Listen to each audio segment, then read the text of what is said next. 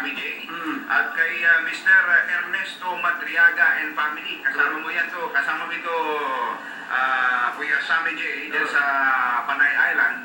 Si Mang Ernesto Madriaga, kumbatsero, dyan sa Barangay Balabag, Boracay, Malay, Aklan. Lagi daw nakatutok ito sa kanilang teleradyo. Sabi ng kanyang anak na si Merlin, ayan, dyan sa, na nagtatrabaho naman dyan sa Grand Boracay Resort. Diyan sa Palawan, kumbatsero, masarap din pala ang politikahan dyan. Sa Palawan? Sa Palawan, ha? Oh, mukhang marami ang maglalaban-laban sa pagka-gobernador. Gobernador.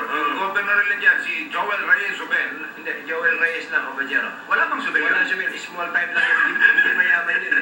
Hindi tulad ng kaibigan natin, Joel Reyes Subel, mayaman yun. Sa bagay.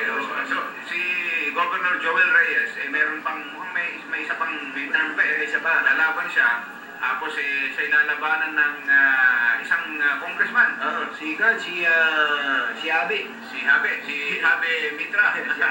Si Abraham Mitra. At isang tumutugon sa pangalang Pepito. Si Pepito Alvarez.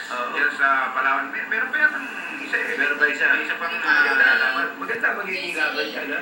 At ang magiging sentro ng politika dyan, yung siyempre, yung kanilang lungsod dyan, yung Puerto Princesa. Bagamat, ang Puerto Princesa, hindi kasama sa nag-elect ng gobernador. Dahil sila na isang lungsod.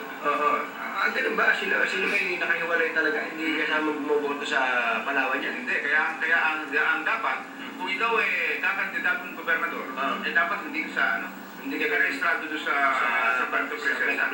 Dapat sa ibang bayan ka nakarehistro. Ganun ba? Ganun ang sistema dyan sa amin. Yung pala ako na-registrado. Importante yan, residency. Maya-maya po na contact, talakayin natin residency.